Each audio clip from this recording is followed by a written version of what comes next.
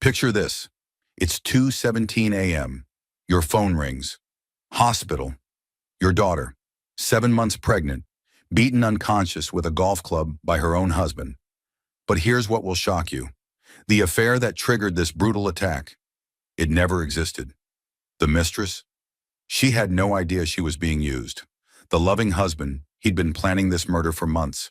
And the pregnant wife's father, he's a Fortune 500 CEO who's about to show Derek Sullivan what real power looks like. What happens when a sociopathic abuser picks the wrong family? When a man who owns half the city decides to destroy someone completely and legally. This isn't just a story about domestic violence. This is about systematic revenge so calculated, so devastating, that Derek's world doesn't just collapse, it gets obliterated piece by piece. By the end of this story, you'll understand exactly why some men should never underestimate a father's love or his fury. Stay with me, because what William Matthews does to Derek Sullivan will leave you speechless. The hospital phone rang at 2:17 in the morning, cutting through the silence like a blade. William Matthews rolled over in his king-sized bed. His reading glasses clattered to the nightstand. The caller ID made his blood freeze. St. Mary's Hospital Emergency Department. Mr. Matthews. The voice was professional but urgent. A woman. Tired. This is Dr. Sarah Henderson. I'm calling about your daughter, Rebecca. What happened? Bill sat up straight. His heart hammered against his ribs. Sir, Rebecca has been severely injured. She's 7 months pregnant, and we've had to perform an emergency cesarean section. You need to come immediately. The words hit him like physical blows. Severely injured. Emergency surgery. His little girl. Is she alive? Bill's voice came out as a whisper. She's stable but critical. Sir, this appears to be a domestic violence incident. Domestic violence. The words echoed in Bill's head as he threw on the first clothes his hands found. Jeans. A wrinkled shirt. His wife Margaret stirred beside him. Bill, what's wrong? Rebecca's in the hospital. Get dressed. Now. Margaret's face went white in the lamplight. What happened? I'll explain in the car.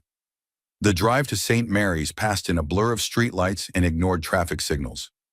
Bill's Mercedes ate up the empty streets while Margaret gripped the dashboard. Tell me exactly what they said, Margaret demanded. Emergency surgery. Domestic violence. Bill's knuckles were white on the steering wheel. That son of a bitch hurt my daughter. Derek wouldn't hurt Rebecca.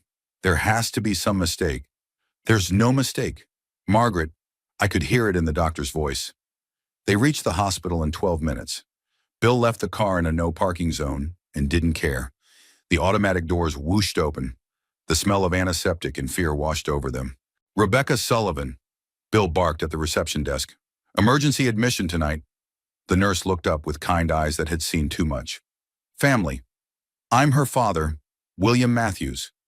3rd floor, room 307. Dr. Henderson is waiting for you. The elevator ride lasted forever. Margaret held Bill's hand with trembling fingers. He stared at his reflection in the polished steel doors. Still wearing his pajama shirt, hair sticking up everywhere, looking every one of his 58 years. This morning he'd been planning quarterly board meetings. Right now he was just a terrified father. Dr. Henderson met them outside Rebecca's room. She was younger than Bill expected, maybe 45. Professional but compassionate. Mr. and Mrs. Matthews, Rebecca is awake and asking for you. The baby, Margaret whispered. A girl. Premature but fighting. She's in the NICU. Rebecca named her Hope. Hope. Bill's throat tightened. What happened to my daughter? His voice was deadly quiet. Dr. Henderson glanced around the busy hallway. She led them to a small conference room. Rebecca has 3 cracked ribs, internal bruising, and a severe concussion. The trauma triggered premature labor. Trauma from what exactly? She was struck with a blunt object multiple times. Her husband claims she fell downstairs. Bill's hands slowly clenched into fists. Derek did this to her. I can't make official accusations, Mr. Matthews, but I've been an emergency physician for 20 years. Falls look different from beatings. Margaret made a small, broken sound. Bill pulled her closer. Where is Derek now? Waiting room downstairs. He's been asking about insurance coverage.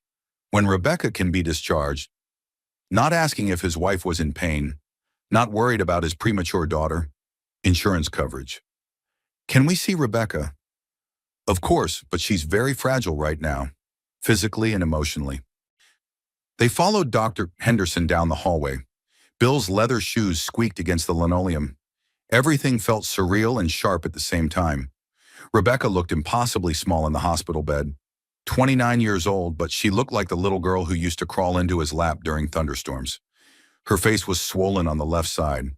A purple bruise spread across her cheek like spilled wine.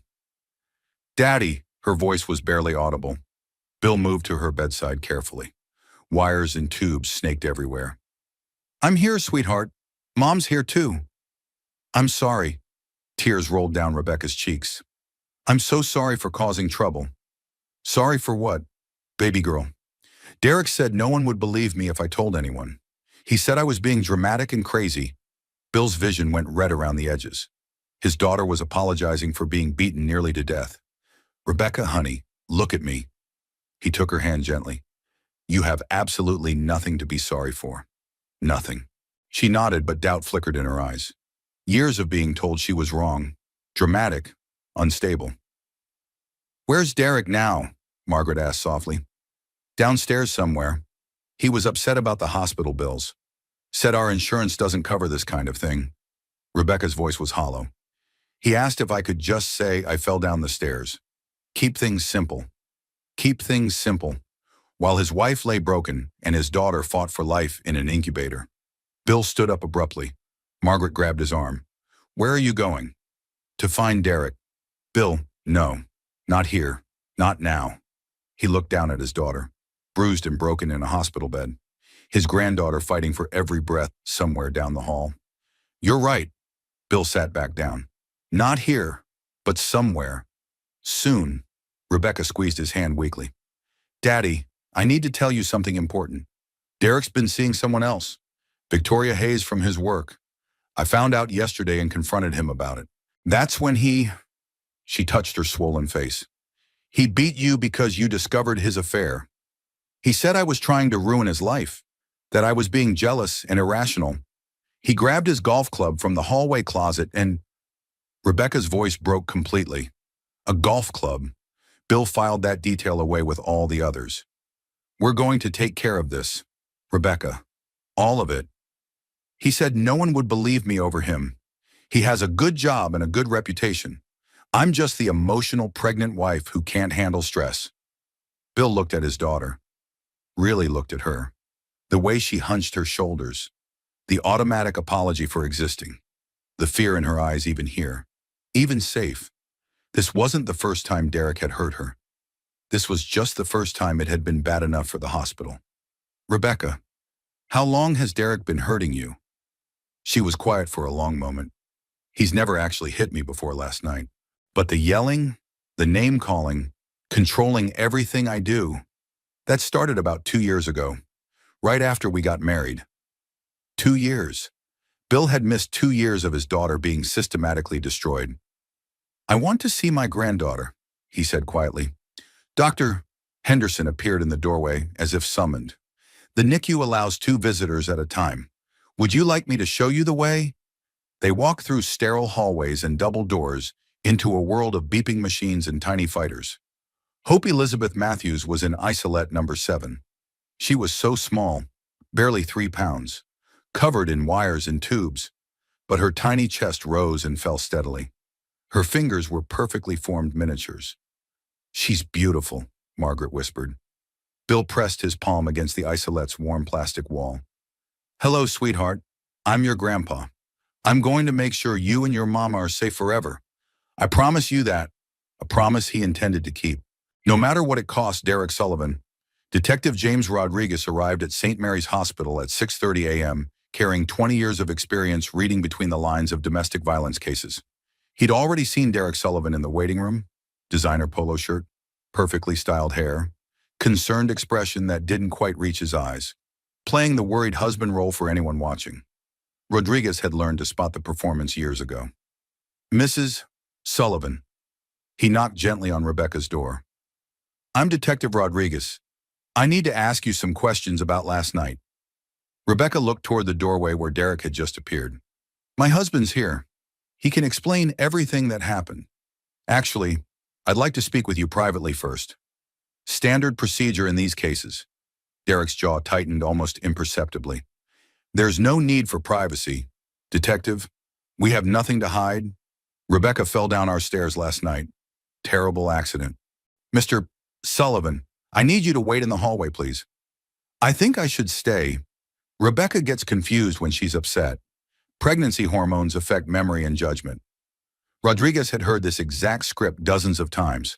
The helpful husband who needed to speak for his confused wife. Sir, I need to speak with Mrs. Sullivan alone. Hospital security can escort you to the waiting area if necessary. Derek's mask slipped for just a second. Rodriguez caught the flash of anger before the concerned husband expression returned. Of course, whatever helps Rebecca feel comfortable and safe. After Derek left, Rodriguez pulled a chair close to Rebecca's bed. She looked like a frightened child. Mrs. Sullivan, everything you tell me is completely confidential. You're not in trouble here. I'm here to help you. Derek already explained what happened to everyone. I fell down the stairs. Can you tell me about the fall in your own words? Rebecca's fingers twisted the hospital blanket nervously. I was carrying laundry upstairs to our bedroom. I missed a step somehow and tumbled down, hit my side hard on the wooden banister. Rodriguez had investigated hundreds of domestic violence cases. The story was always too neat, too rehearsed, too simple. What time did this accident happen? Around 10:30 last night, maybe 10:45. Were you and Derek having any disagreements yesterday evening? Rebecca's eyes darted toward the door. No, we don't really fight much. Derek doesn't like drama or conflict. Rodriguez leaned forward slightly. Rebecca, I've been doing this job for a very long time. Falls downstairs leave very specific injury patterns. Your injuries don't match a typical fall. I don't understand what you mean. Multiple blunt force trauma to your ribs and abdomen. Defensive wounds on your forearms where you tried to protect yourself. A facial contusion consistent with being struck directly. These injuries tell a different story than falling downstairs. Rebecca's breathing quickened noticeably. Derek said if I told anyone the real truth, no one would believe me anyway. He said I was being hysterical and dramatic. What is the real truth, Rebecca? She was quiet for almost a full minute. Rodriguez waited patiently. Rushing victims never worked. I found text messages on Derek's phone from a woman named Victoria Hayes. They've been seeing each other for months. Rebecca's voice was barely audible. When I confronted him about the affair, he got really angry. What happened when he got angry? He said I was trying to ruin his life and his reputation, that I was being a jealous, crazy pregnant woman who couldn't handle normal adult relationships. Did Derek hit you then? Not with his hands at first. He pushed me hard against the wall and called me names I can't repeat in front of other people. What happened next? He went to the hall closet and grabbed his golf club. The driver, he said I needed to learn my place and stop snooping through his personal things. Rodriguez felt familiar anger building in his chest. Where did Derek hit you with the golf club? My ribs first. I doubled over from the pain and he hit me again in the back. When I fell down, he kicked me hard in the stomach. Rebecca was crying now. I begged him to stop because of the baby. What did Derek say when you begged him to stop? He said maybe losing the baby would teach me not to snoop through his things and cause problems. Rodriguez had to take a deep breath before continuing. Derek Sullivan had just moved from domestic violence to attempted murder. Rebecca, this isn't the first time Derek has hurt you, is it? The question hung in the air. Rebecca's automatic response would be to deny it, protect him, minimize the abuse pattern. He's never actually hit me before last night, she said very carefully. But he's hurt you in other ways before this. Derek has a temper sometimes. He doesn't like it when I do things wrong or make him look bad in front of other people. What kind of things make Derek angry? If dinner isn't ready exactly when he gets home from work, if I talk too much at parties or company events, if I spend money without asking his permission first. Rebecca wiped her eyes with the back of her hand. He says I'm not very smart about practical things, that I need his guidance to make good decisions. How does Derek provide this guidance? He controls all our bank accounts and credit cards. He checks my phone regularly. He comes home at lunch to make sure I'm where I'm supposed to be. The words came faster now. He chooses my clothes for important events. Says I don't have good judgment about what looks appropriate on me. Rodriguez wrote carefully in his notebook. Classic patterns of emotional and financial abuse. Has Derek ever threatened you directly? Not exactly threatened, but he tells me stories about women who make bad choices. Women who end up alone and broke because they couldn't appreciate good husbands who were trying to help them. Rebecca, I need to show you something important. Rodriguez pulled out his phone. Our technology unit pulled the doorbell camera footage from your neighbor across the street. He played the video on his phone screen. It showed Derek dragging something that clearly looked like a golf club into the house at 10:47 p.m. No laundry basket anywhere. No sign of Rebecca falling down any stairs. This footage directly contradicts Derek's story about you falling. Rebecca stared at the phone screen in shock. He lied to the police officers. Yes, which means Derek knows exactly what he did was wrong and criminal. But Derek's a good man deep down. He has a responsible job. People at work respect him. Rodriguez had heard this desperate defense before too. The victim protecting the abuser even after being nearly killed. Rebecca, good men don't beat their pregnant wives with golf clubs. Period. End of discussion. She was quiet again, slowly processing this radical idea that Derek might not be the victim of her dramatic behavior. Mrs. Sullivan, I need to ask you directly. This really isn't the first time Derek has been violent with you, is it? Finally, the complete truth emerged. Derek's actually hit me twice before tonight. Once when we were dating because I talked to a male coworker at a company party. Once last year when I bought groceries from the wrong store without checking with him first. Rebecca's voice was completely flat now. But those times I probably deserved it somehow. I wasn't being considerate of his feelings. Rebecca, you have never deserved to be hit. Not once. Not ever. Derek says all couples fight sometimes. That I'm too sensitive about normal relationship conflicts. Normal relationship conflicts don't send people to the hospital. Rebecca, Rodriguez's phone buzzed with a text from his partner downstairs with Derek. Subject story changing. Now claims he heard her fall but didn't actually see it happen. Derek was already modifying his lies as the evidence mounted against him. Rebecca, I need to ask you something very important. Are you afraid of Derek right now? Sometimes, when he gets that look in his eyes, like last night when he picked up the golf club, she touched her bruised face gingerly. I really thought he was going to kill me. What stopped him from continuing the attack? I told him the neighbors might hear the noise, that people would ask questions if something serious happened to me. So Derek had stopped not out of remorse or love, but out of pure self-preservation. Rebecca, I'm going to arrest Derek for domestic violence and aggravated assault, but I need you to be completely honest with me about everything. No more protecting him. He said if I ever tried to leave him or cause legal trouble, he'd make sure I lost everything. That no court would give custody to an unstable woman with a history of making false accusations. Derek's been systematically manipulating you. Rebecca, making you believe things about yourself that simply aren't true. But what if he's right about me? What if I really am too emotional and dramatic for normal relationships? Rodriguez leaned forward intently. Rebecca, you're lying in a hospital bed because your husband beat you with a golf club for discovering his affair. You are the victim here, not the problem. Something important shifted in Rebecca's eyes, like she was hearing the words clearly for the first time. I'm not crazy, she said quietly but firmly. No, you're not crazy at all. I know exactly what happened to me last night. Yes, you do know exactly what happened. Derek tried to kill me and my baby because I found out about his girlfriend. That's exactly what happened. Rebecca looked directly at Rodriguez for the first time during their conversation. I want to press full charges against Derek. That's exactly what we're going to do.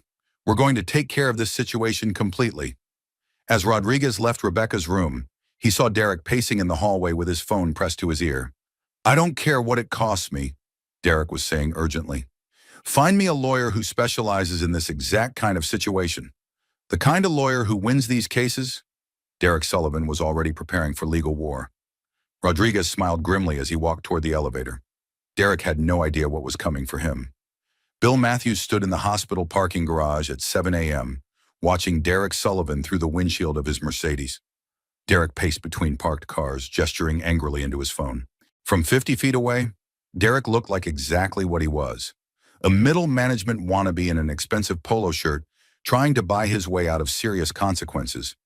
Bill had built a Fortune 500 company from absolutely nothing. He knew predators when he saw them. His phone rang. Frank Morrison, his head of security. "Sir, I have preliminary information on Derek Sullivan." "Go ahead, Frank." 32 years old, middle management at Patterson Marketing, makes $68,000 a year but lives like he makes twice that amount. Significant credit card debt, most of it hidden from his wife. Bill leaned against his car, listening carefully. "What else did you find?" This isn't Derek's first experience with domestic violence charges. Found a restraining order filed by an ex-girlfriend named Amanda Wilson 3 years ago. She dropped all charges 2 weeks later. Why would she drop the charges? Still investigating that angle. But Amanda Wilson suddenly paid off her student loans right after dropping the charges. $43,000 in a single payment. Derek had bought his way out of consequences before. "Frank, I want absolutely everything on this man. Employment history, financial records, every parking ticket, every speeding ticket. I want to know what he had for breakfast on Tuesday." "Yes, sir. Anything else you need immediately. Find Amanda Wilson. I want to talk to her personally." "Already working on that, sir." Bill hung up and continued watching Derek. His son-in-law was still on the phone, voice rising even from this distance, even 50 feet away. Bill could see the anger, the entitlement, the complete lack of remorse. This was the man who'd beaten his pregnant daughter with a golf club. Bill's phone buzzed with a text from Margaret. "Rebecca asking for you urgently. Room 307. He took the elevator back upstairs, but stopped at the NICU first. Hope was awake, her tiny eyes tracking movement. A nurse named Janet was adjusting her feeding tube with gentle hands. "How is she this morning?" Bill asked quietly. "Much stronger than yesterday. Babies are natural fighters, especially when they have important reasons to fight for their lives." "What kind of reasons?" "Love, security, knowing someone's going to protect them no matter what." Janet looked at Bill carefully. "This baby's got a grandfather who's going to make sure she's completely safe." "How can you tell that 40 years of nursing premature babies? I can always spot the real protectors." Bill pressed his hand against the isolette's warm surface again. "That's absolutely right, sweetheart. Grandpa's going to take care of everything that needs taking care of." When he reached Rebecca's room, she was sitting up slightly, looking more alert than she had since the attack. Margaret sat in the chair beside her bed, holding her hand. "Daddy, I told Detective Rodriguez everything. About Derek hitting me before. About him controlling our money and checking my phone constantly." Rebecca's voice was noticeably stronger. "I'm pressing full charges against him. That's my brave girl. But I'm scared. Daddy, Derek has connections at his work. He knows important people. What if they don't believe my word against his?" Bill sat on the edge of her hospital bed carefully. "Rebecca, do you remember when you were 7 years old and Jimmy Peterson was bullying you at school? The boy who pushed me off the swing set and called me names? What did I tell you about bullies back then? That bullies count on people being too afraid to fight back against them. And what did we do about Jimmy Peterson? You talked to his father, and then his father's boss, and suddenly Jimmy Peterson wasn't such a tough guy anymore." Bill smoothed Rebecca's hair back from her bruised forehead gently. "Derek Sullivan is just a bigger, older version of Jimmy Peterson. He's counting on you being too afraid to fight back. But what if Derek tries to hurt me again for pressing charges? He won't get the chances, sweetheart." Margaret looked at her husband with concern. "Bill, what exactly are you planning to do?" "I'm planning to be a father and a grandfather. Nothing more, nothing less." His phone buzzed again. Frank Morrison. "Sir, I found Amanda Wilson. She's agreed to meet with you this afternoon. 2 o'clock at the Starbucks on 5th Street. "Thank you, Frank." Rebecca looked curious. "Who's Amanda Wilson?" "Daddy, Derek's ex-girlfriend, the one he beat up 3 years ago. Derek told me she was mentally unstable, that she made up crazy stories about him when he tried to break up with her. What else did Derek tell you about his past relationships? That women always became obsessed with him after dating. That ex-girlfriends would stalk him and make false accusations when he tried to move on with his life." Rebecca frowned thoughtfully.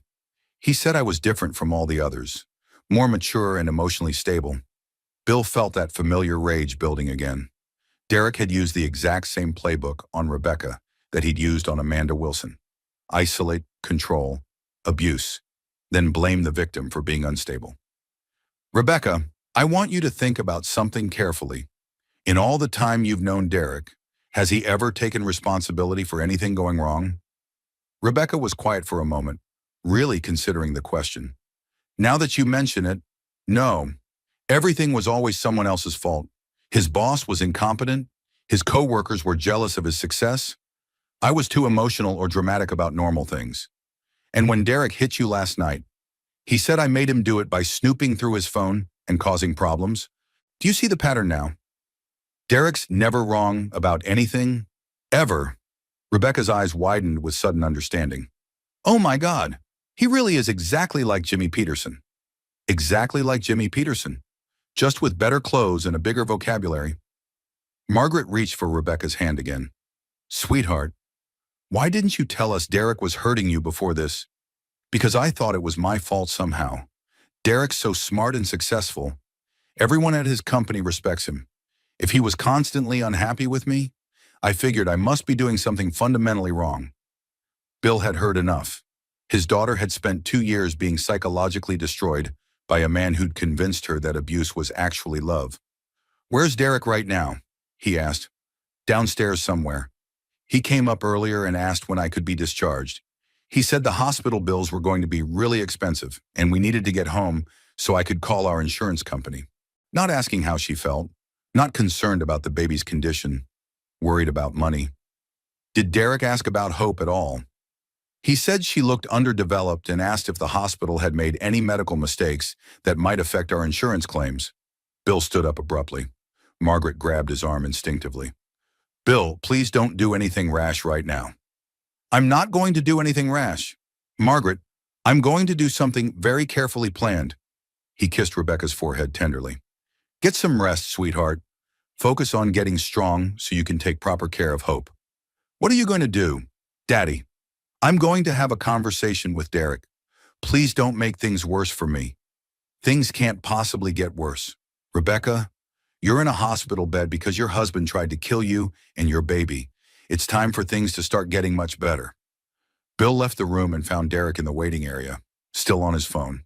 He approached quietly, catching the end of Derek's conversation. No, I need someone who understands that women like this make completely false accusations when they're emotional. Pregnancy hormones.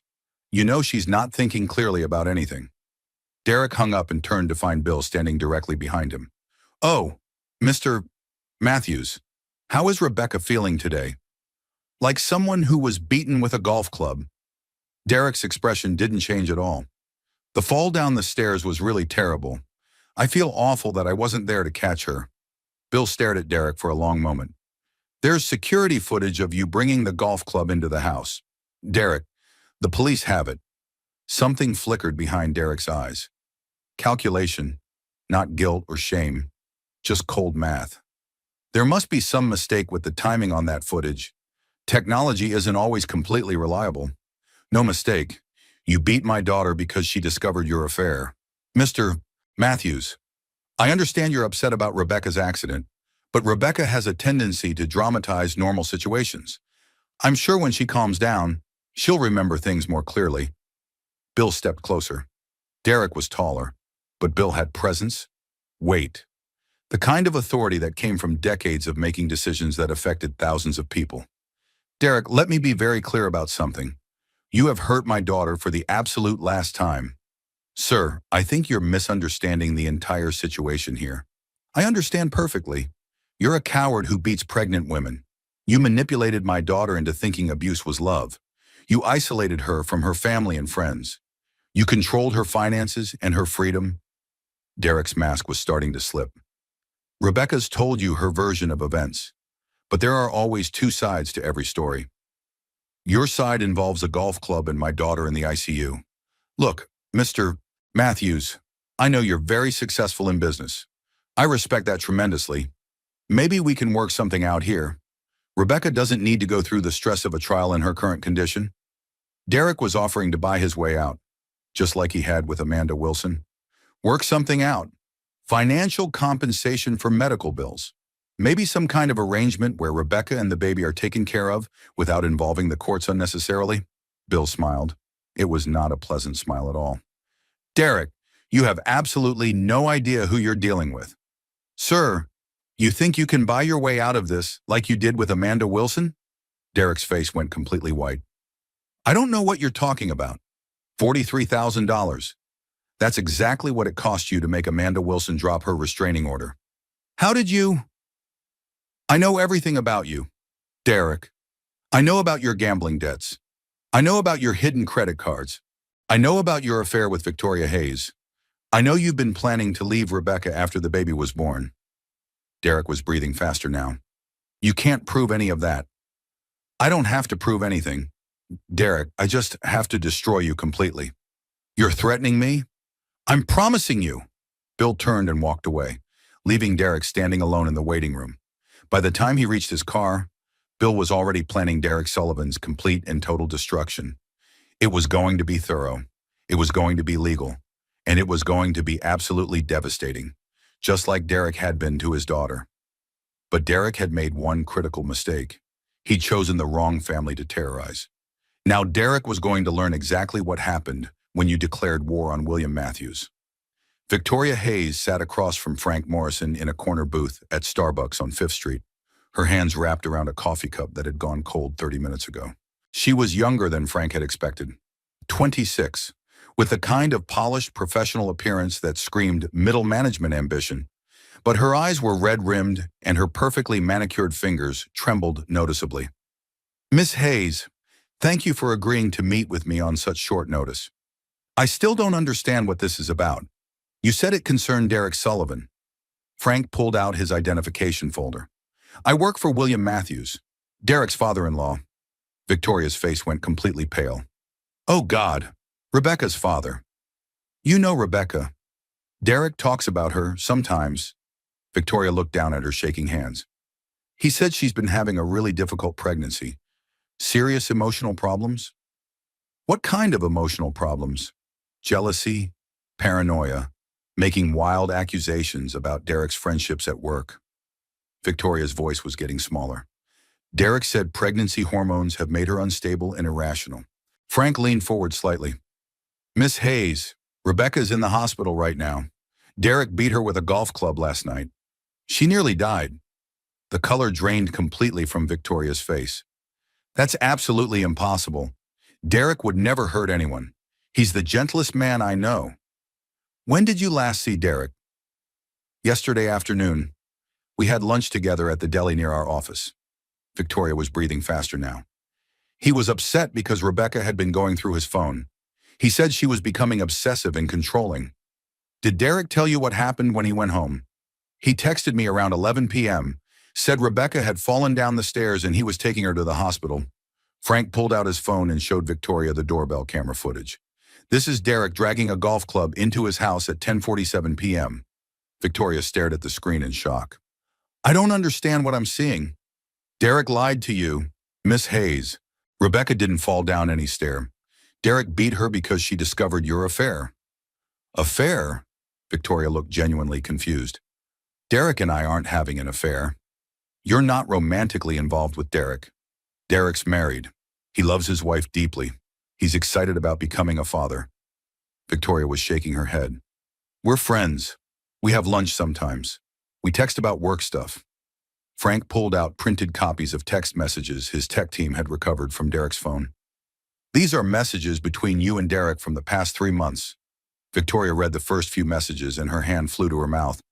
I never sent these? The messages were explicit, sexual, detailed plans for meetings and intimate encounters. Miss Hayes, these messages came from your phone number. But I never wrote these words. I would never. Victoria was reading faster now, her face growing more horrified with each message. This one says I told Derek I loved him and wanted him to leave his wife. You didn't write that message. I've never said anything like that to Derek, ever. Victoria looked up at Frank. Someone's been sending messages from my phone without my knowledge. How is that possible? Derek set up my new phone for me 2 months ago. He said he was helping me transfer everything from my old phone. Victoria's voice was barely a whisper. He had my phone for an entire weekend. Frank made a note. Derek had been creating evidence of an affair that didn't exist. Miss Hayes, what exactly is your relationship with Derek? We work together. We're friends. Sometimes we have lunch or coffee. Victoria was starting to cry. He talks about Rebecca constantly, how much he loves her, how worried he is about her emotional state during the pregnancy. What does Derek say about Rebecca's emotional state? That she's become paranoid and jealous since getting pregnant, that she accuses him of things that aren't true, that pregnancy hormones have made her completely irrational. Has Derek ever made romantic advances toward you? Never. He's completely devoted to Rebecca. He shows me pictures of the ultrasounds. He talks about what kind of father he wants to be. Frank showed Victoria another set of messages. These were the ones Derek had sent to Rebecca, making it look like Victoria was pursuing him aggressively. Derek sent these messages to his wife, claiming you wrote them. Victoria read the messages and started sobbing. He made me look like some kind of predator, like I was trying to break up his marriage. Miss Hayes, Derek has been manipulating both you and Rebecca, creating fake evidence to make Rebecca think you were having an affair. But why would he do that? So when he beat Rebecca for being suspicious, it would look like she was a jealous, paranoid wife who drove him to violence? Victoria stared at Frank. You're saying Derek planned this whole thing? I'm saying Derek is a very careful predator who creates elaborate justifications for his abuse. But the messages from my phone, how did he send them without me knowing? Spyware. Apps that let someone control your phone remotely. Frank made another note. Derek's been controlling your phone for months, sending messages to himself that you never wrote. Oh my God! Victoria put her head in her hands. Rebecca thinks I stole her husband. Rebecca thinks you've been having an affair with Derek for months. But it's not true. None of it's true. Victoria looked up with sudden understanding. Derek's been lying to both of us this entire time. What else has Derek told you about Rebecca? That she's become suspicious and controlling since getting pregnant, that she checks his phone and follows him sometimes, that she makes embarrassing scenes at company events. Who has Derek shown you evidence of this behavior? Photos of Rebecca sitting in her car outside his office building? Screenshots of her calling him multiple times during important work meetings? Miss Hayes, Derek has been stalking his own wife and taking pictures to make her look unstable? Victoria's face crumpled completely. How could I be so stupid about everything? You weren't stupid. Derek is a skilled manipulator. This isn't your fault at all. But I believed him completely. I felt sorry for him. I thought he was trapped with a crazy wife. That's exactly what Derek wanted you to think. Frank's phone buzzed with a text message. He read it and frowned. Miss Hayes, I need to ask you something important. Has Derek ever asked you to lie for him? Not exactly lie, but he asked me to keep our friendship private because Rebecca gets jealous of his female coworkers. Anything else? He asked me to text him during certain times so he could show Rebecca that I was bothering him at work inappropriately. You've been providing Derek with evidence to use against you. Victoria was crying harder now. I was helping him prove his wife was paranoid about nothing. But the affair was real in Rebecca's mind because of the fake messages. Miss Hayes, Derek beat Rebecca because she confronted him about an affair that never happened. Using evidence Derek created himself. This is completely insane. This is calculated and premeditated. Derek has been setting up this scenario for months. Frank leaned back in his chair. Derek Sullivan was more dangerous than he'd initially thought. This wasn't a crime of passion. This was premeditated psychological warfare. Miss Hayes, would you be willing to help us prove Derek's been manipulating both you and Rebecca? How can I help Hunter wear a recording device? Get Derek to admit what he's been doing. Victoria nodded immediately. Yes, absolutely. That poor woman. She must think I'm a complete monster. Rebecca thinks you deliberately seduced her husband and destroyed her marriage. I have to fix this somehow. I have to help her understand that none of this was real. Frank made a final note in his file. Derek Sullivan had created the perfect crime. Make the victim look crazy, make the witness look guilty, make himself look like the reasonable husband driven to desperate measures. But Derek had made one critical mistake. He'd underestimated William Matthews. And now Derek was about to discover what happened when you hurt the daughter of a man who owned half the city. The meeting with Victoria Hayes ended with her agreeing to cooperate fully. As Frank drove back to brief Bill Matthews, he reflected on Derek's elaborate deception. Derek hadn't just beaten his wife. He'd spent months psychologically torturing her, making her question her own sanity, building a justification for violence that would hold up in court. Derek Sullivan was a sociopath, and Bill Matthews was about to destroy him with the same methodical precision Derek had used to destroy Rebecca. This was going to be very interesting. But first, Frank had to meet with Amanda Wilson, the woman who'd survived Derek Sullivan once before. Amanda Wilson lived in a small apartment complex on the east side of town, the kind of place where people minded their own business and asked very few questions. Frank Morrison had been waiting in his car for 20 minutes when she finally appeared. She was 31, with the careful posture of someone who'd learned to make herself invisible. Her eyes darted around the parking lot before she approached his car. "You said this was about Derek Sullivan." Her voice was steady, but Frank could see her hands shaking. "Yes, ma'am. I work for William Matthews. Derek's current wife is in the hospital." Amanda's face went white. "What happened to her?" "Derek beat her with a golf club. She's 7 months pregnant." Amanda closed her eyes and leaned against the car. "I knew this would happen eventually. I tried to warn people." "Miss Wilson, would you be willing to tell me about your relationship with Derek?" "Not here. Too many people around who might be watching." Amanda looked toward her apartment building nervously. "There's a diner on Maple Street, Murphy's. I'll meet you there in 10 minutes. Frank waited in a back booth at Murphy's Diner, watching Amanda Wilson compose herself at a corner table. When she finally joined him, her coffee cup rattled against the saucer as she set it down. "How badly is she hurt? Cracked ribs, internal bleeding, severe concussion? The baby was born premature." "Jesus Christ." Amanda stared into her coffee. "I tried to warn people about Derek, but nobody believed me. What happened between you and Derek?" "We dated for 18 months. He was charming at first, attentive, made me feel special and important." Amanda's voice was flat, emotionless. "Then slowly he started changing all the rules." "What kind of rules?" "What I could wear, who I could talk to, where I could go without his permission. He said he was protecting me from making bad decisions." Frank made notes as Amanda talked. The exact same pattern Derek had used with Rebecca. "When did the violence start?" "About 6 months into the relationship. I came home from work late because of a mandatory meeting. Derek was waiting in my apartment. He'd let himself in with the spare key I'd given him." "What happened that night?" "He said I was lying about the meeting, that I was probably seeing someone else behind his back.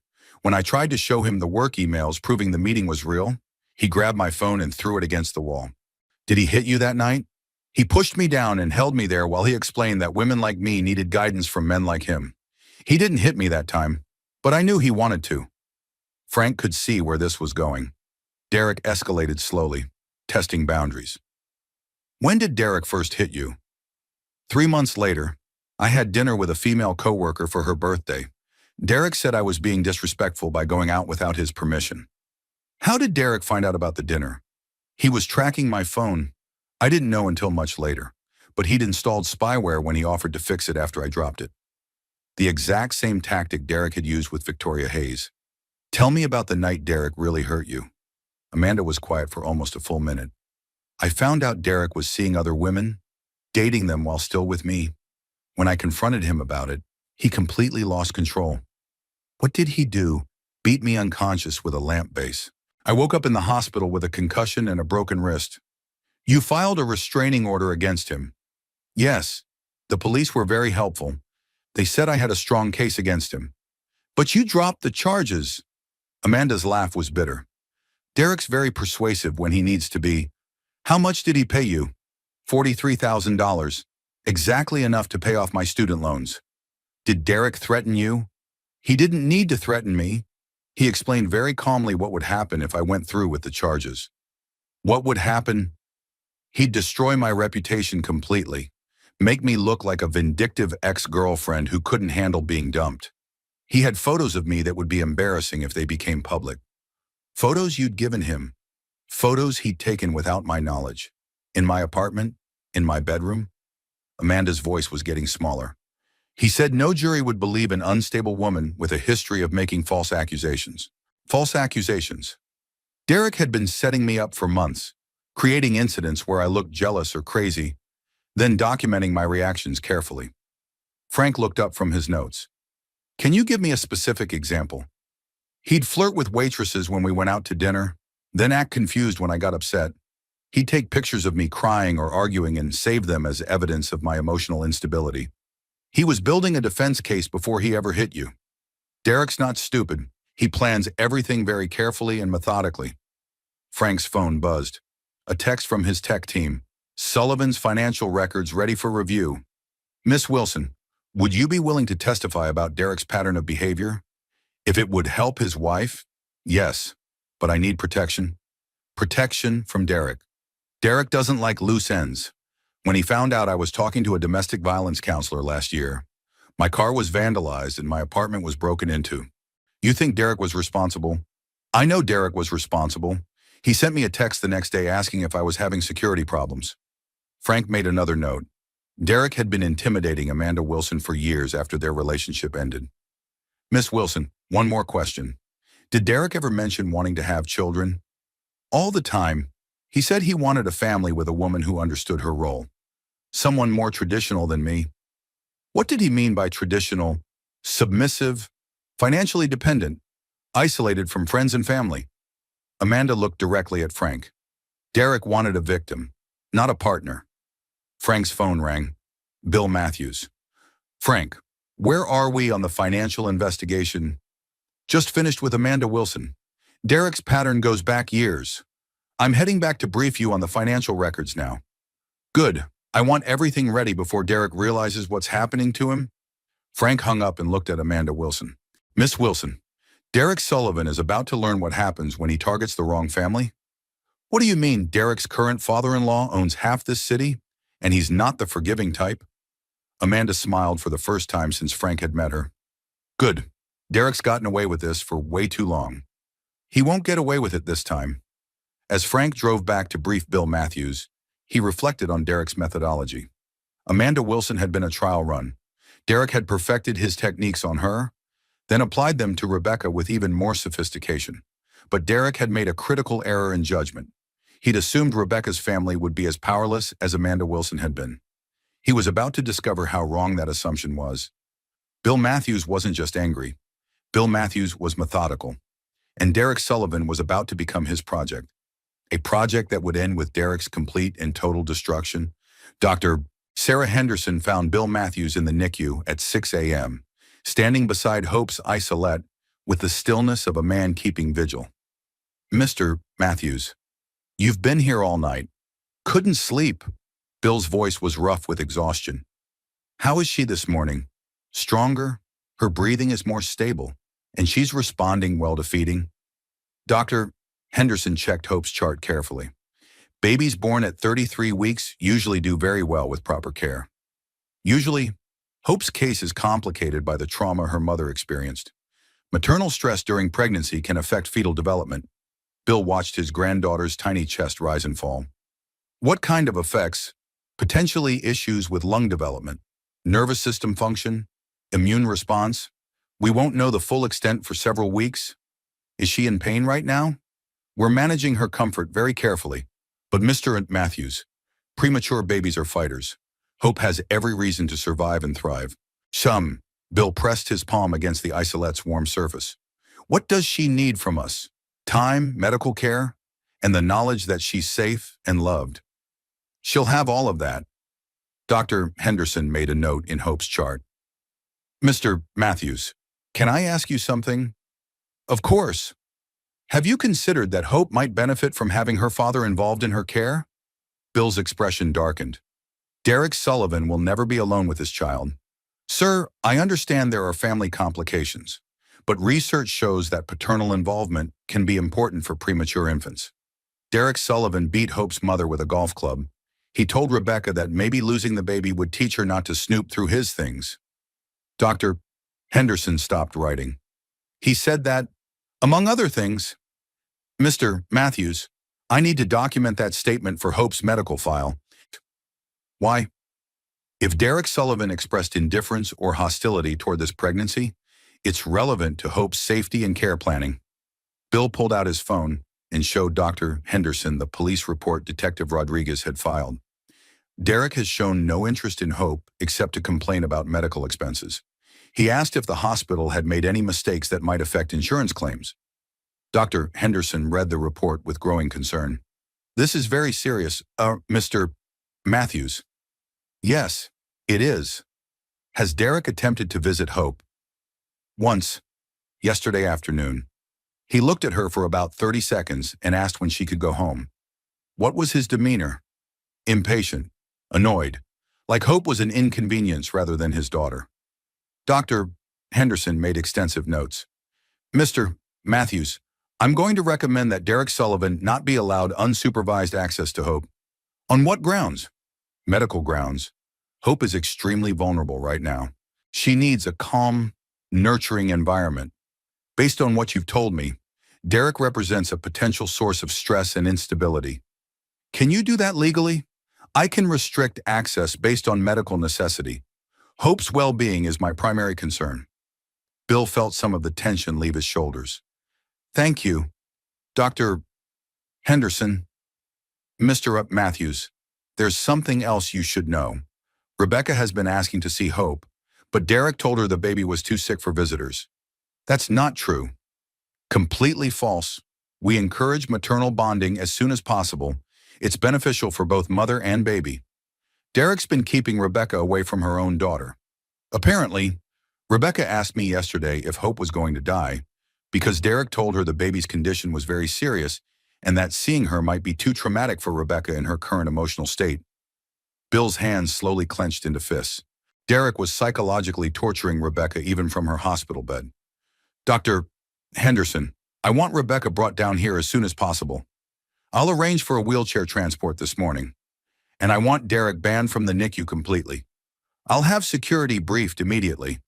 Bill's phone buzzed with a text from Frank Morrison. Meet me in the parking garage. Urgent news. Dr. Henderson, thank you for taking care of Hope. Mr. Matthews, can I ask you something personal? Sure.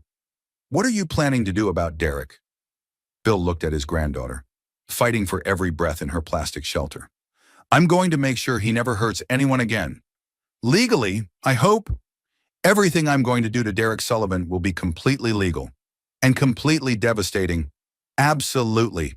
Bill found Frank Morrison waiting beside his Mercedes in the parking garage.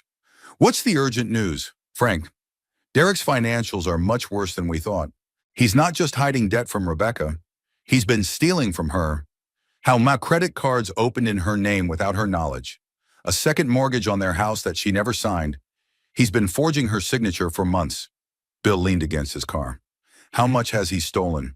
Close to $80,000. All of it used to cover gambling debts and fund his lifestyle. Gambling debts to whom? Some very unpleasant people. The kind who break legs when they don't get paid. How much does Derek owe them? $120,000. They've been calling his office daily for the past 2 weeks. Bill smiled grimly. Interesting timing. Derek beats his wife right when his gambling creditors are applying serious pressure. Gets worse. Derek took out a $500,000 life insurance policy on Rebecca 6 months ago. Without her knowledge, he forged her signature on the application, listed himself as the sole beneficiary. Bill stared at Frank. Derek was planning to kill Rebecca. Looks that way. With the life insurance money, he could pay off his gambling debts and start fresh. What about Hope? Derek never intended for Hope to survive the attack. The fact that Rebecca lived long enough to get to the hospital wasn't part of his plan. Bill's vision went red around the edges. Derek hadn't just beaten his daughter in a moment of anger.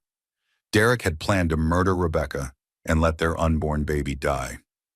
Frank, I want Derek destroyed. Completely, financially, professionally, personally. Yes, sir. Where do you want me to start? His gambling creditors. Let them know Derek's been arrested and won't be able to pay them back. That might get Derek hurt. Sir, that's Derek's problem. What else? His employer? I have documentation of Derek using company time and resources to conduct his affairs and cover up his crimes. Send everything to Patterson Marketing's CEO immediately.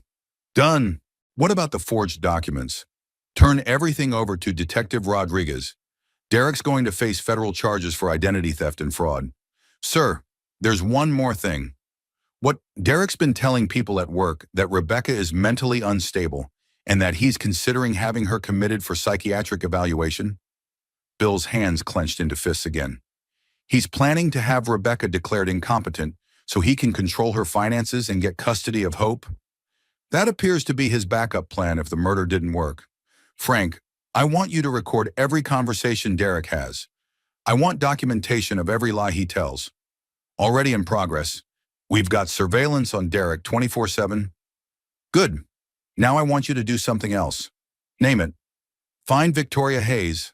I think it's time Derek's alleged mistress learned exactly what kind of man she's been defending. Sir, Victoria Hayes has already agreed to help us. She's willing to wear a wire and get Derek to confess. Perfect. Set it up for this afternoon. Bill's phone rang. Margaret. Bill, Rebecca's asking for you. She wants to see Hope, but Derek told her the baby was too sick for visitors. Derek lied. I'll be right there. Bill hung up and looked at Frank. Derek Sullivan has lied to and manipulated my daughter for the last time. What's the next step? We're going to give Derek exactly what he deserves, which is complete destruction, but we're going to let him destroy himself. As Bill walked back toward the hospital elevators, he reflected on Derek's elaborate plan. Murder disguised as domestic violence, life insurance fraud, identity theft, psychological manipulation designed to make Rebecca look unstable. Derek Sullivan was a predator who'd been hunting his daughter for years. But predators made mistakes when they got greedy. And Derek had just made the biggest mistake of his life. He'd hurt William Matthews' family. Now Derek was about to learn what happened when you declared war on a man who owned half the city. The war was about to begin, and Derek had no idea what was coming for him.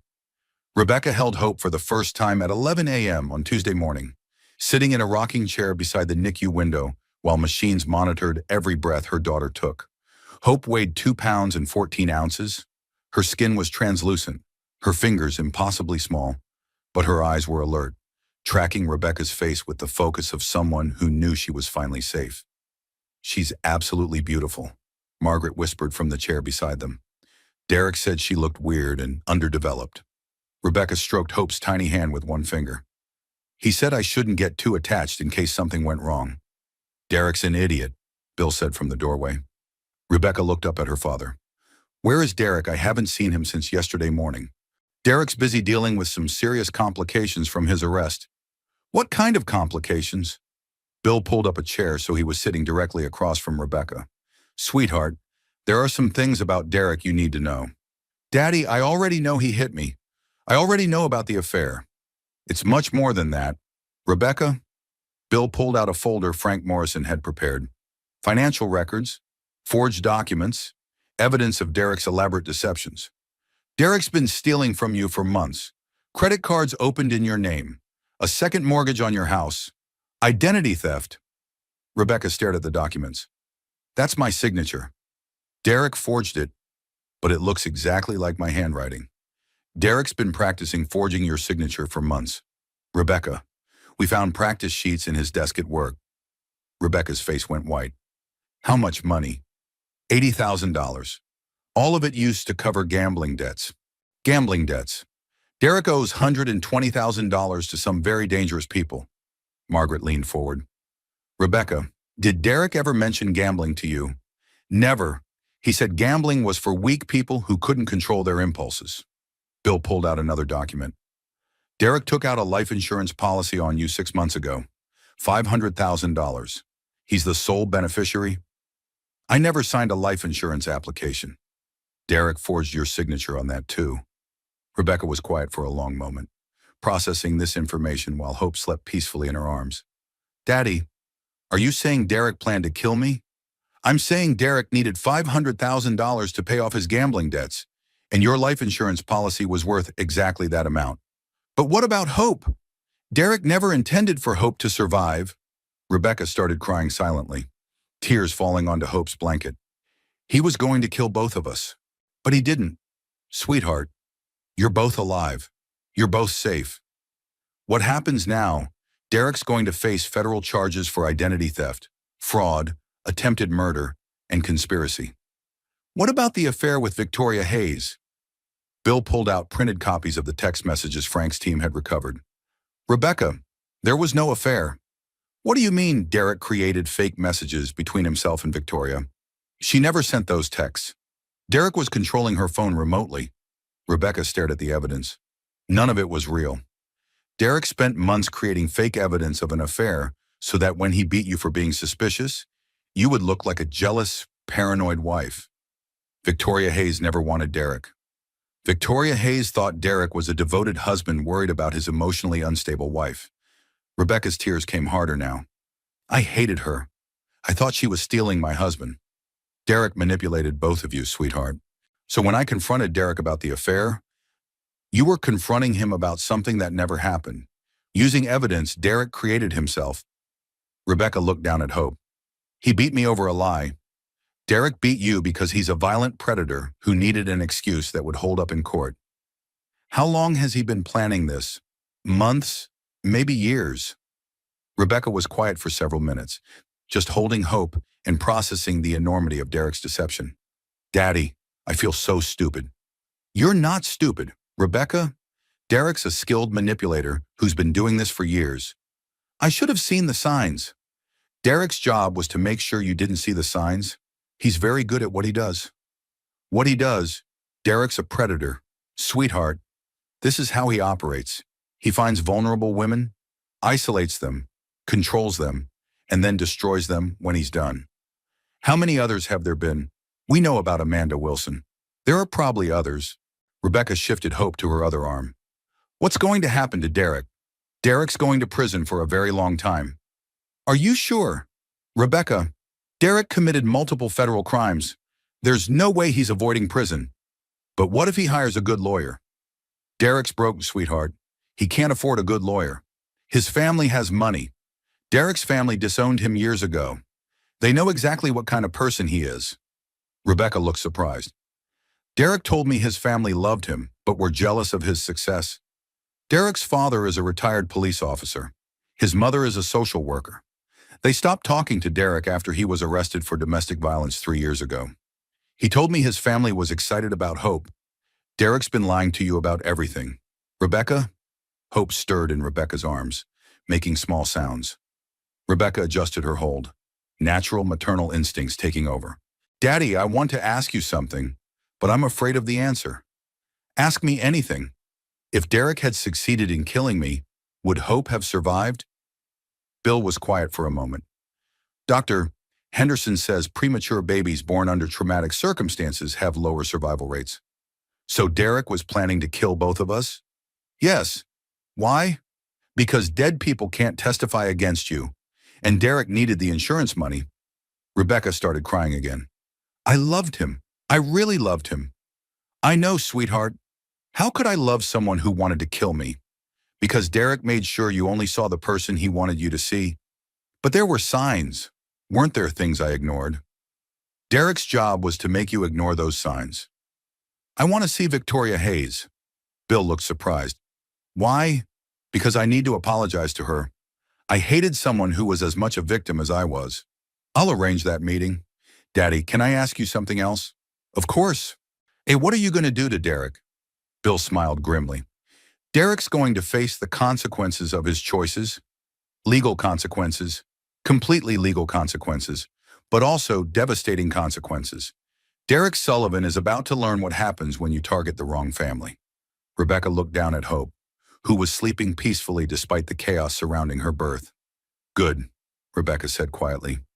Derek deserves whatever happens to him. Yes, he does. Daddy? What a sweetheart. Thank you for protecting us. That's what fathers do. Rebecca, we protect our families. Even when our families make stupid mistakes. Especially then. Rebecca closed her eyes and held Hope closer. For the first time in months, she felt truly safe. Derek Sullivan had made the biggest mistake of his life. He'd hurt William Matthews' daughter. Now Derek was going to pay the price. And the price was going to be everything he had. Everything he was. Everything he would ever be. Victoria Hayes sat in the parking lot outside Patterson Marketing at 12:30 p.m., wearing a wire the FBI had provided and trying to control her breathing. Detective Rodriguez's voice came through her earpiece. Victoria, remember, just get Derek talking.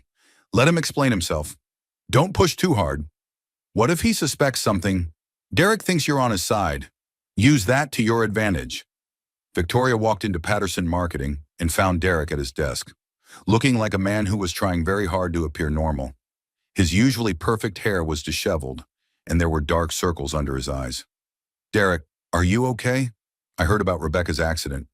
Derek looked up with obvious relief. Victoria, thank God. Finally someone who understands what I'm going through. It must be so difficult for you. You have no idea. Rebecca's in the hospital making all these crazy accusations. She's telling people I hurt her on purpose. Victoria sat down in the chair across from Derek's desk. That's terrible. But Rebecca's been unstable for months, right? Exactly. Pregnancy hormones have made her completely irrational. Now she's claiming I beat her with a golf club. A golf club? That's crazy.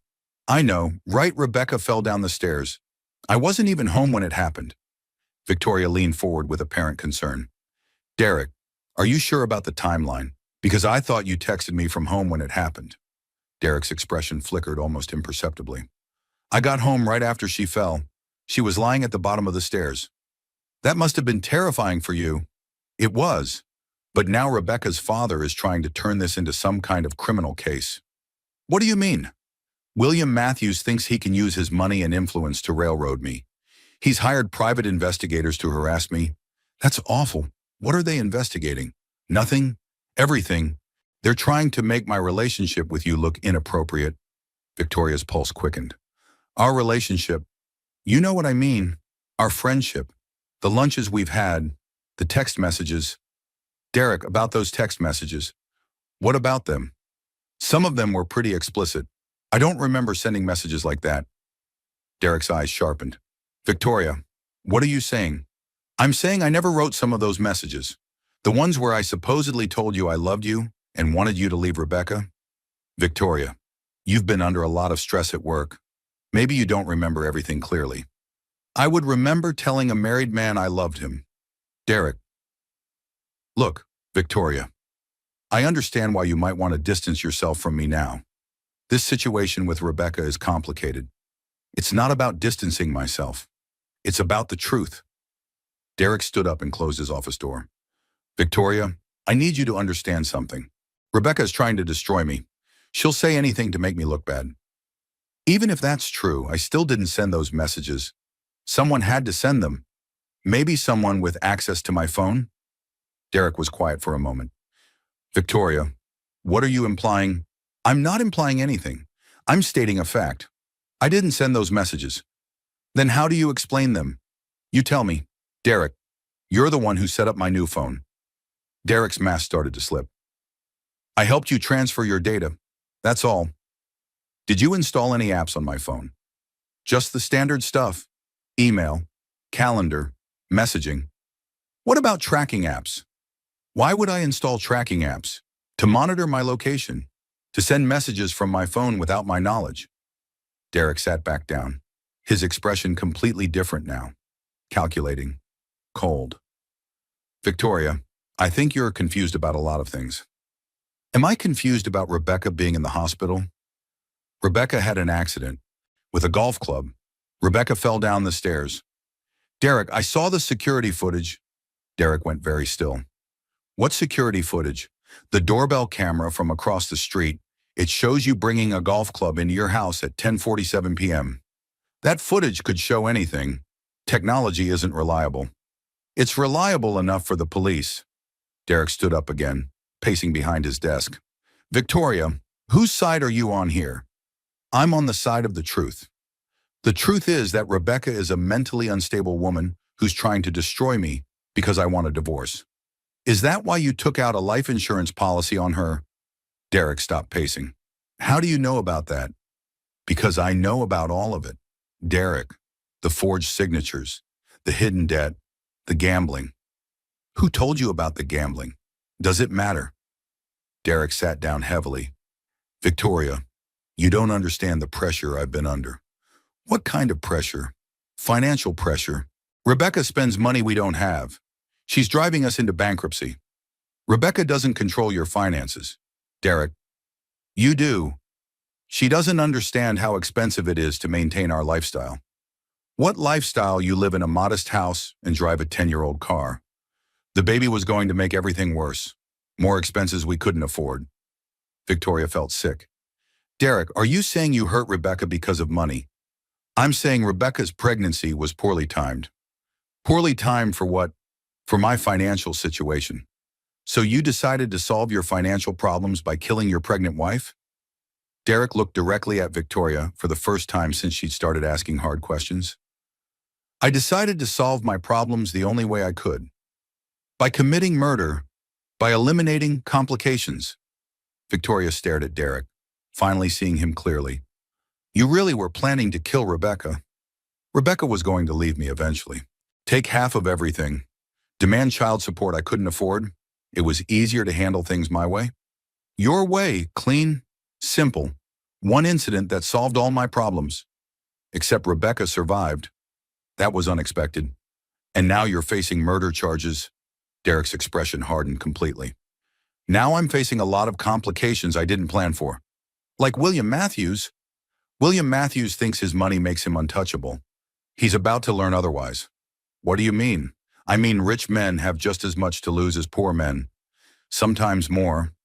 Victoria felt a chill run down her spine. Derek, are you threatening Mr. Matthews? I'm stating a fact. Wealthy men often have secrets they don't want exposed. What secrets? Business practices, financial arrangements, personal indiscretions. You're planning to blackmail Rebecca's father. I'm planning to level the playing field. Derek, Mr. Matthews hasn't done anything wrong. Everyone's done something wrong. Victoria, some people are just better at hiding it. Victoria realized that Derek was completely detached from reality. In his mind, he was the victim. Everyone else was the problem. Derek, do you feel any remorse about what you did to Rebecca? Remorse for what? For beating her with a golf club? For trying to kill her and your baby? Derek was quiet for a long moment. Rebecca made her choices. Victoria, I made mine. That's not an answer. It's the only answer you're going to get. Victoria stood up to leave. Derek, I think you need professional help. I think I need new friends. People who understand loyalty. I was loyal to you until I realized what you really are. And what am I? A monster. Derek smiled for the first time during their conversation. If that's what it takes to win, Victoria, then that's what I am. Victoria left Derek's office and walked quickly to her car. Detective Rodriguez was waiting in the parking lot. Did you get everything? Victoria asked. Every word. Derek just confessed to premeditated murder on tape. He's completely insane. No, Victoria, Derek's completely sane. That's what makes him so dangerous. 2 hours later, Derek Sullivan was arrested at his desk at Patterson Marketing in full view of his colleagues and news cameras. Derek Sullivan, you're under arrest for attempted murder, domestic violence, identity theft, fraud, and conspiracy to commit murder. Derek's carefully constructed mask finally shattered completely. This is ridiculous. I want my lawyer. You'll have that opportunity, Mr. Sullivan. My wife is mentally unstable. She's making false accusations. Mr. Sullivan, we have your confession on tape. Derek's face went white. What confession? Your conversation with Victoria Hayes. You admitted planning to kill your wife to solve your financial problems. Within hours, the arrest footage was on every news station. Derek's gambling creditors received anonymous tips about his arrest. His employer fired him immediately. His assets were frozen. By evening, Derek Sullivan had lost everything. 6 months later, Rebecca Matthews stood at the podium in the community center, looking out at women who had come to hear her speak at the Domestic Violence Survivors Support Group. Hope Elizabeth Matthews, now a healthy 8-month-old baby, sat in Margaret's arms in the front row. My name is Rebecca Matthews. 6 months ago, I was lying in a hospital bed, beaten unconscious by the man who promised to love me. Today, I'm here to tell you that survival is possible. Derek was serving 28 years in federal prison. All appeals denied. Rebecca had returned to college, planning to become a domestic violence counselor. She was dating carefully, a kind man named David who understood that love meant building someone up, not tearing them down. Derek told me no one would believe me, but someone always will, There are people trained to help, trained to protect you. Her phone buzzed with a text. Hi, this is Jennifer. I was at your talk tonight. I've been married to my abuser for 8 years. I think I'm ready to leave. Can you help me? Rebecca typed back immediately. Yes, tell me your story. I believe you. Because that's what survivors did. They saved each other. Derek was locked in a cage. Rebecca was free. And that freedom was something Derek could never take away again. Justice hadn't just been served. Justice had transformed into something bigger. Protection for other women from men like Derek Sullivan. Rebecca Matthews had won. Completely. Forever. If Rebecca's story moved you, if you believe survivors deserve justice, show your support by hitting that like button. Your engagement helps stories like this reach women who need to hear them. Share this with someone who needs to know they're not alone. Comment below if you've ever recognized yourself in Rebecca's experience. Your words could save a life. And subscribe with notifications on, because every week we bring you true stories of courage, survival, and justice that remind us all you're stronger than you know. Remember, if you're in an abusive situation, you deserve better. The National Domestic Violence Hotline is always available. You matter. Your story matters. Thank you for listening. Thank you for caring. Until next time, stay strong.